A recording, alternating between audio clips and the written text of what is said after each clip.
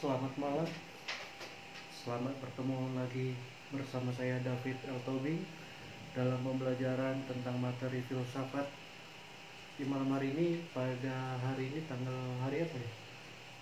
Hari Jumat ya? Hari Jumat tanggal 24 bulan Juni tahun 2020 ya. Di sini saya menyampaikan materi mengenai tentang Socrates ya. Socrates yang adalah seorang guru besar dalam filsafat, seperti yang kemarin saya sudah jelaskan dengan rinciannya, yang dia nantinya akan melahirkan yang namanya filsafat etika, filsafat moral, karena dia disebut dengan bapak guru besar tentang moral. Terus tentang epistemologi lahirnya pengetahuan.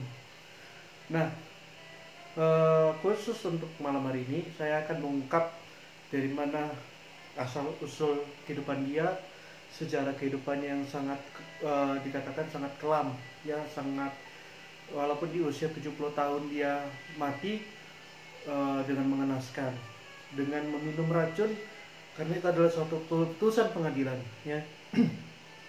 Karena dia mengalami goncangan yang sangat berat dan dia harus melalui itu semua, meskipun ya ada nantinya dari filsuf yang lain melalui karya ini tersebut membela ya, dalam hal membantah segala tuduhan-tuduhan orang-orang yang tidak senang terhadap dia, yang memiliki sakit hati terhadap Socrates ini sendiri.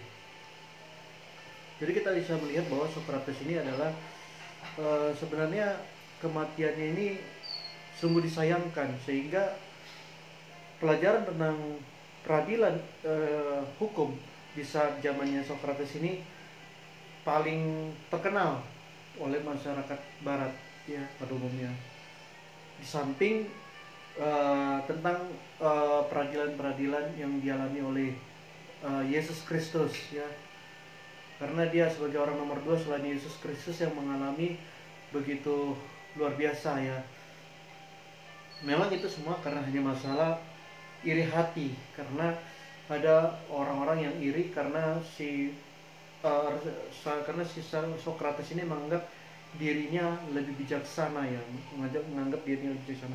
Tetapi sebelum dia menganggap dirinya jauh lebih bijaksana, ya kita bisa melihat dari sejarahnya.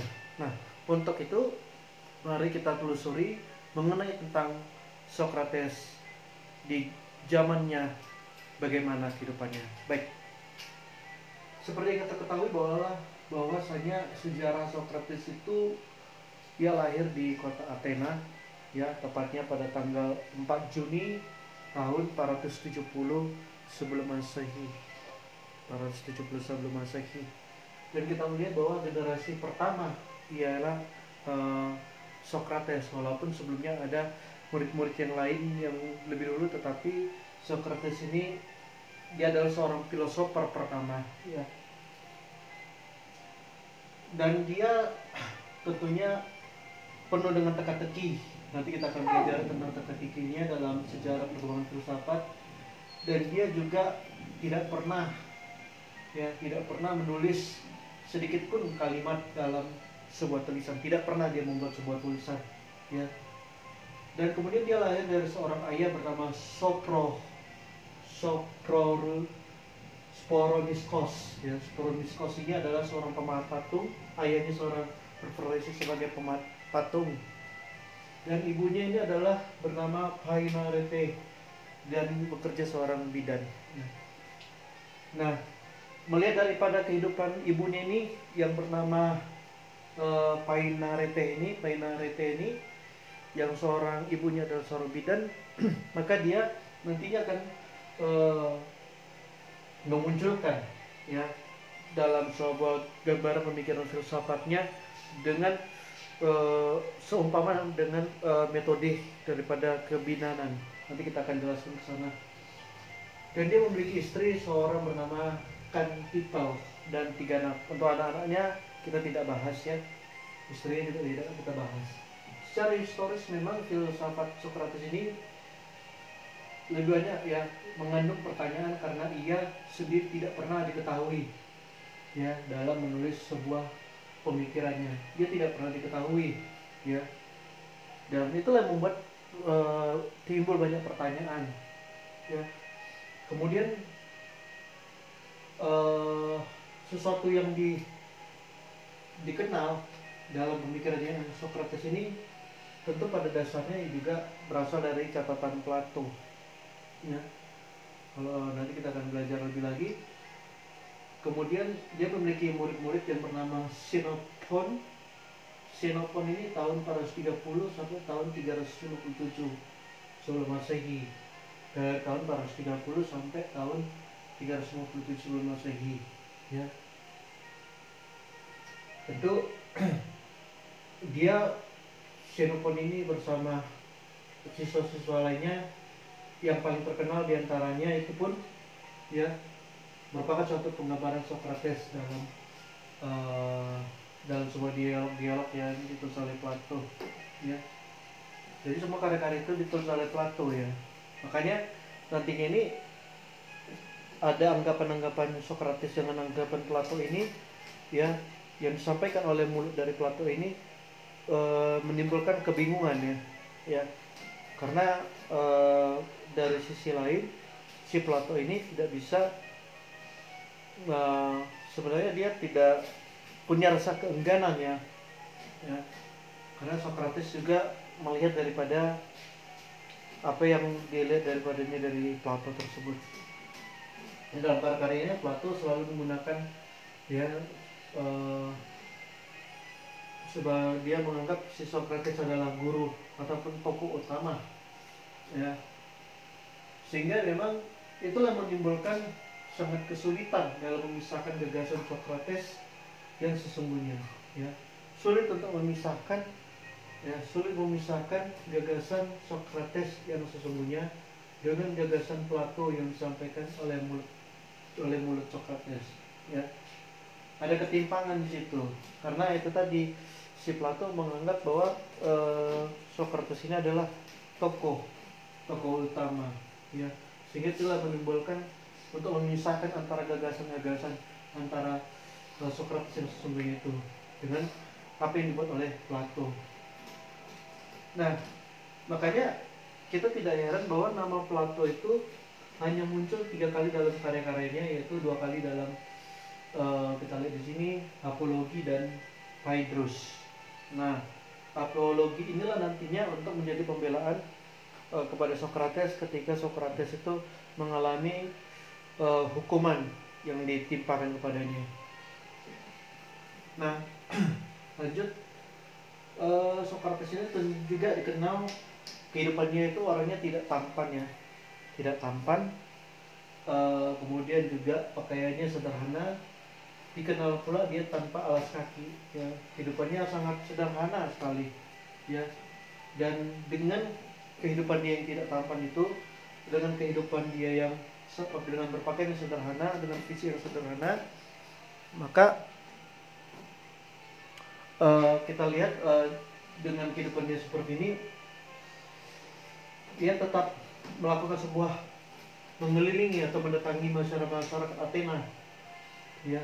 Untuk apa? Untuk diskusi soal filsafat ya. Jadi walaupun dia orangnya penampilannya, fisiknya biasa saja, sederhana, orangnya tidak tampan, juga dia orangnya kemana-mana tidak tanpa alas kaki, tapi dia yang membuat dia tertarik adalah dia suka bertanya ya. Dia suka mengadakan diskusi ya, dan nantinya diskusi apa itu mengenai tentang filsafat. Nah, tetapi tentu ada sebab akibat mengapa Socrates yang hidupnya sederhana ini, hidupnya yang bisa terbilang sangat sederhana, mungkin tidak diperhitungkan secara kasta atau apa ya. Memang kasta tidak ada dikenal di Yunani ya. Namun itu tadi yang membuat dia itu tertarik dalam dunia filsafat ya, adalah memang diawali daripada ada temennya, ada kawannya ya, dan ini berbau motif yang berbau gaib, hal-hal gaib ya, hal gaib. hal-hal gaib yang menyuarakan suara, ya entah dari mana itu suaranya, ya. Dan suara itu disampaikan oleh kawan daripada Socrates yang bernama Oracle Delphi. Jadi Oracle Delphi ini dia menyampaikan kepada Socrates pada saat itu bahwasanya Oracle Delphi ini mendengar ada suara gaib, ya, suara gaib, dengan mengatakan bahwa, nah, yang disampaikan oleh kawan daripada Socrates, yaitu Oracle Delphi, kepada Socrates, yakni bahwasanya tidak ada yang bisa menandingi Socrates dalam hal bijaksana, ya. Tidak ada. Ibaratnya begini loh, misalnya saya pribadi yang hidupnya sederhana, tiba-tiba ada orang mengatakan, Fit, kamu orangnya, saya mendengar suara gaib, saya mendengar suara roh halus, saya mendengar bahwasanya kamu itu jauh lebih bijaksana daripada yang lain, ya. Dan justru dengan adanya penyampaian pernyataan daripada si siapa namanya ini, si Oracle Delphi ini kepada Socrates, membuat si Socrates ini ingin mengetes apakah dia benar-benar orang yang paling bijaksana, ya. Jadi Socrates ini tidak cukup dengan mendengar perkataan lalu dia menyombongkan diri. Tidak seperti itu. Ketika dia mendengarkan daripada si kawannya bernama Oracle Delphi ini, Socrates langsung mengambil tindakan, yaitu dia mengadakan diskusi, ya. Diskusi itu juga karena dia merasa dirinya tidak bijak. Jadi begini, Socrates ini ketika mendengar daripada Oracle Delphi sebagai kawannya, ketika Oracle Delphi menyampaikan bahwasanya, Socrates, saya mendengar suara gaib bahwasanya kamu itu jauh lebih bijaksana daripada orang-orang yang lain, orang-orang filsuf yang lain. Dan apa yang membuat Socrates ini, ya, itu tadi, selain daripada dia ingin penasaran atau apa, dia juga memiliki dia merasa minder, ya, dia merasa dirinya tidak bijak.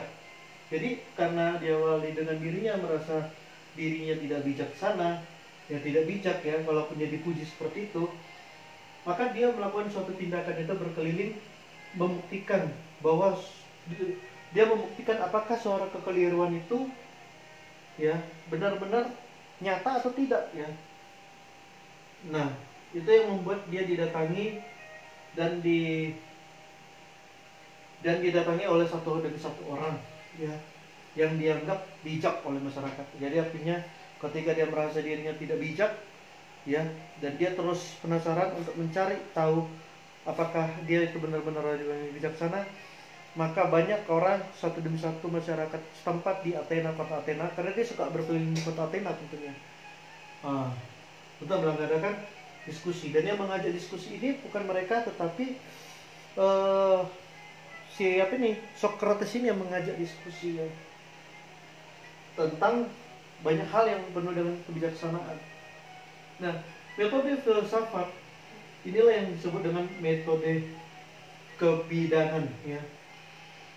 Ya, jadi dia menganggap dengan adanya dia mengajak diskusi-diskusi dengan masyarakat setempat untuk mencari tahu apakah dia itu benar-benar dia itu seorang yang benar-benar bijaksana, dengan dia mengadakan diskusi tadi.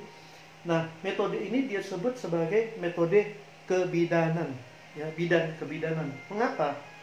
Karena gambaran Socrates pada waktu itu, ya, tentu dia punya analoginya adalah seumpama seorang bidan yang membantu kelahiran seorang bayi, ya, dengan cara itu seperti orang yang berfilsafat, ya, yang membantu lahirnya pengetahuan untuk diskusi yang sangat panjang dan mendalam.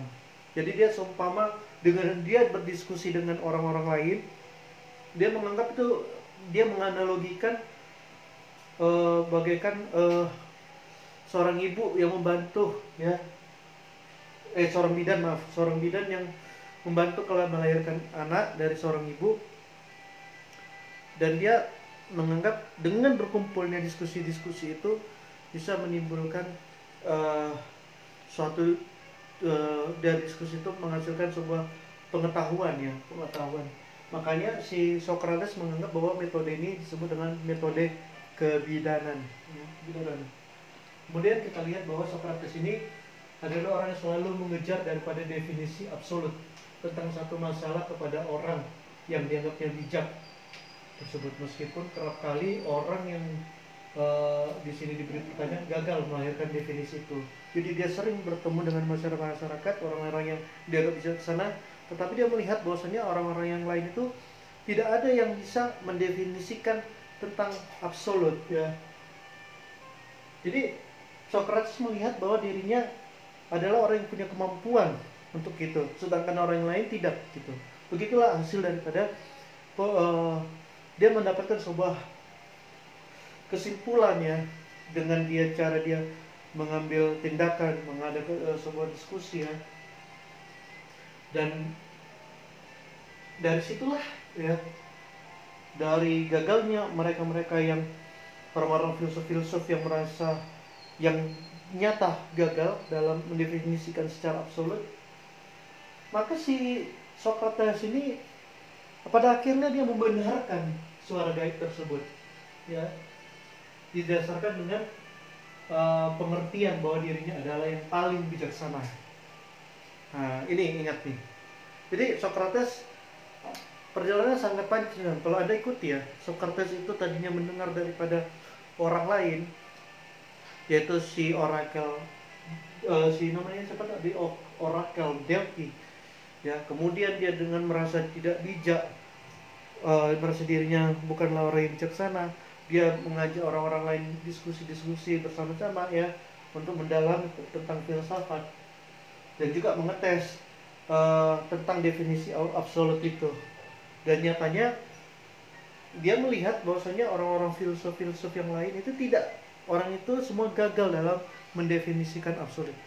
Nah, atas dasar orang-orang sekitar itu yang merasa yang ditunjuk orang-orang yang bijaksana ya di saat itu, karena kegagalan mereka, si Socrates ini menganggap bahwa dialah yang paling bijaksana ya, dia yang paling bijaksana. Nah, kemudian dan tentu mereka yang merasa bijak, maksudnya mereka adalah orang-orang yang pilihan-pilihan masyarakat itu. Makanya saya katakan mereka yang merasa bijak pada dasarnya adalah tidak bijak karena mereka tidak tahu kalau mereka tidak bijaksana ya. Ya pada akhirnya ya menunjukkan bahwasanya orang-orang yang menjumpai si Socrates ini, orang-orang yang merasa dirinya lebih bijaksana, ternyata tidak ada apa-apanya. Ibaratnya kalau kita pakai bahasa sederhananya, dengan ujian dengan diskusi seperti itu, maka ketahuan ya orang-orang bijaksana itu seperti apa ya. Dan terbukti mereka yang diajak diskusi oleh Socrates ini ternyata mereka sudah gagal dalam mendefinisikan. Justru karena gagal dalam mendefinisikan secara absolut ya, maka mereka disebut adalah orang-orang yang tidak bijaksana, orang yang tidak tahu kalau mereka itu memang tidak bijaksana. Ibaratnya mereka ini terlalu pede ya, terlalu percaya diri, merasa dirinya bijak, ternyata tidak ya, tidak sadar kalau mereka ini sebenarnya bukan orang yang bijaksana.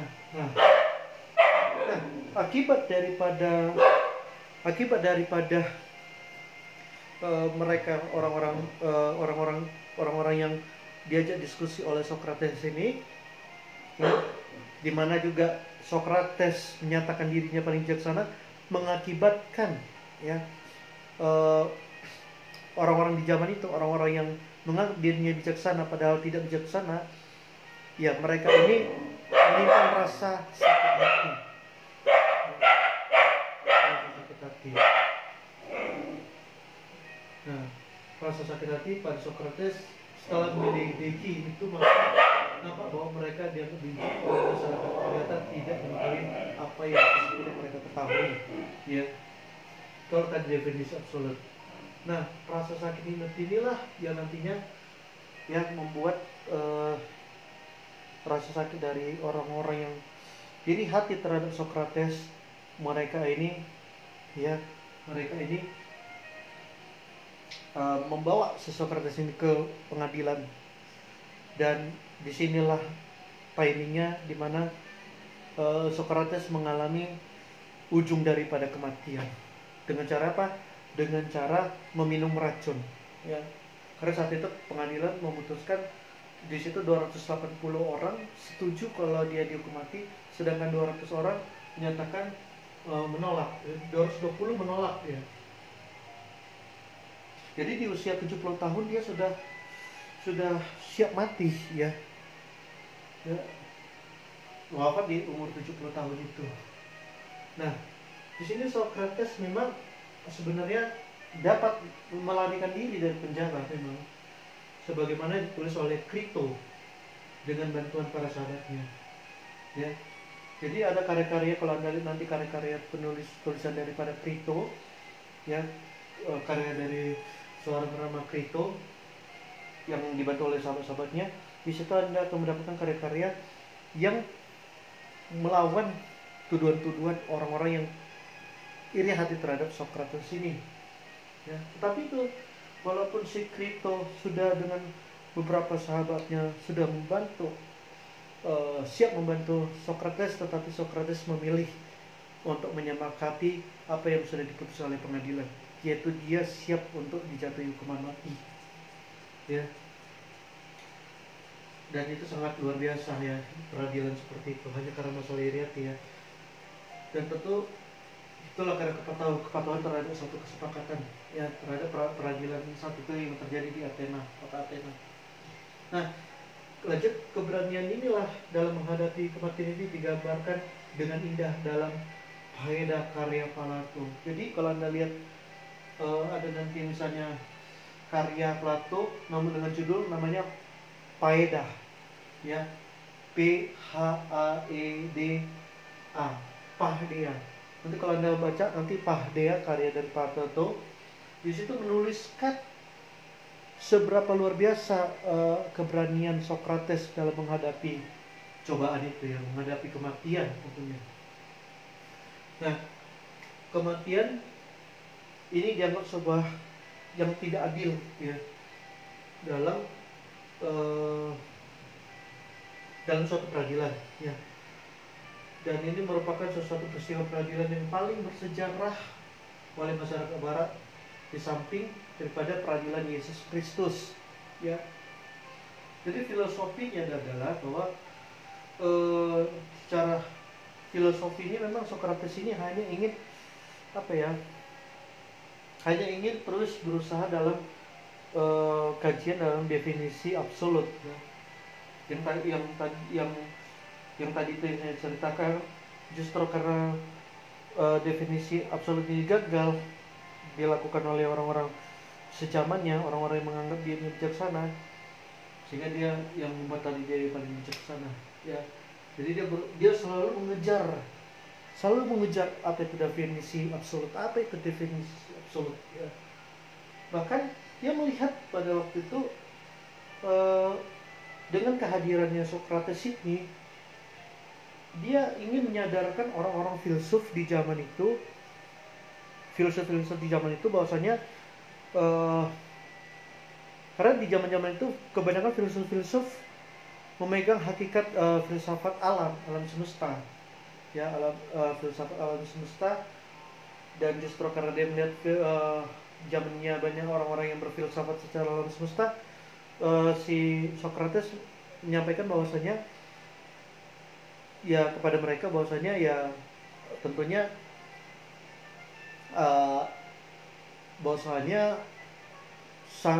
karena mereka ini filsuf alam semesta ini, karena terlalu memikirkan alam semesta sebagai objek, sehingga melupakan yang namanya manusia.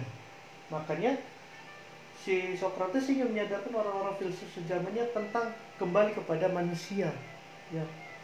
Dan manusia itulah digambarkan nantinya tentang ajaran tentang moral, ya, filsafat moral. Tentu dia dia memiliki pandangan seperti itu. Nah, dia mengkritik tentunya, karena pada waktu orang-orang filsuf sejamannya, ya manusia itu dilupakan oleh pemikir, oleh pemikir-pemikir yang berhakikat, yang hakikatnya kepada atau percaya kepada alam semesta, ya. Jadi si Socrates ini menginginkan orang-orang filsuf selanjutnya untuk mendalami tentang moral, tentang epistemologi, lahirnya pengetahuan. Kalau lahirnya pengetahuan itu tadi seperti yang tadi metode kebidanannya. Nah, filsafat moral sudah ditunjukkan ini dalam sejarah kehidupan dia. Tahu di mana? Dia melalui sejarahnya ini kita bisa melihat bahwa Socrates ini sangat berhasil dalam menunjukkan tentang filsafat moral, yaitu ketika dia mendapat suara itu, suara gaib itu, dia merasa tidak layak. Nah, itu udah berbicara hal moral, ya. Terus dia melakukan diskusi-diskusi dan bersosial dengan bersosialisasi seputar tentang pengetahuan itu, tentang filsafat. Kemudian hingga sampai dia sampai ia bersedia dihukum mati, ya, oleh peradilan. Dan memang pada saat itu peradilan dianggap paling bersejarah oleh masyarakat barat, ya. Jadi kalau kita baca dari atas sampai ke bawah, kalau kita kaji, ini semua sudah berbau moral, ya. Dan ini suatu pemikiran daripada Socrates ini sendiri tentunya. Nah, murid-muridnya yang ikut nanti Plato dan Aristoteles, ya, termasuk si Xenophon, ya, yang kawan-kawannya itu yang paling terkenal di zaman itu juga dalam penggemar Socrates dalam dialog yang dituliskan oleh Plato. Jadi kesimpulannya bahwasanya Socrates ini tidak pernah menuliskan pernyataan-pernyataannya. Tapi walaupun begitu, kita harus ingat bahwa pada materi sebelumnya saya mengatakan bahwa Socrates ini pernah mengkritik orang-orang yang merasa dirinya bijaksana, ya. Dan si Socrates menganggap mereka ini adalah kaum sophists, kaum yang menyombongkan diri, sehingga ia lebih layak, Socrates mengatakan bahwa sayalah seorang filosofer, ya, hanya sayalah orang filosofer, karena dia dengan alasan dia merasa dia memiliki suatu kesadaran dalam mengkaji ataupun dalam pengetahuan yang benar dan tepat itu, dia lebih memahami daripada kaum Soviets ini, ya. Nanti itu mungkin nanti akan ada kaitannya dengan di sini, tapi kita akan pada poin ini saya akan menitibatkan tadi ini tentang sejarah kehidupan Socrates, Athena, yang lahir dari Athena tanggal 4 Juni tahun 470 sebelum Masehi, ya. Artinya sebelum peradaban yang sekarang sudah maju, ternyata di tahun 470 sebelum Masehi, ya, 470 sebelum Masehi sudah ada pemikir-pemikir seperti ini, ya. Jadi ini saja yang dapat saya sampaikan dalam materi filsafat, dalam kajian mendalami tentang asal-usul dan kehidupan daripada Socrates, ya, yang nantinya ini akan menjadi bahan-bahan kelanjutan untuk filsuf-filsuf berikutnya. Oke, jadi ini saja yang dapat saya sampaikan. Jangan lupa like dan subscribe. Nanti akan saya upload ke Facebook. Selain Facebook, nanti akan saya masukkan saya upload melalui YouTube, akun YouTube saya, dan di situ saya mohon untuk like dan subscribe agar ini bisa menjadi motivasi bagi saya untuk lebih lagi untuk memberikan pelajaran-pelajaran filsafat. Walaupun filsafat yang akan saya ajarkan ini sangat basic, ya. Saya tidak menggunakan kata-kata yang orang-orang S3, S2, ya, karena saya ingin membuka, ya ibaratnya ini pembelajaran pemula ya, sebelum nantinya kita masuk penjabaran yang lebih tinggi lagi kajian akademisinya. Jadi ya, karena yang menonton ini orang-orang yang awam terhadap filsafat, maka saya mau buat gambar sepertinya ya, agar mudah dipahami dan ada ketertarikan untuk belajar filsafat tentunya. Oke, sekian dulu. Terima kasih. Tuhan Yesus memberkati kita semuanya dimanapun kita berada. Selamat beristirahat dan jaga kesehatan hingga esok menjalani kehidupan berikutnya. Jangan lupa andalkan Tuhan selalu, dan jangan lupa juga jaga kesehatan dengan menggunakan masker dan menjaga kebersihan kita. Oke, thank you.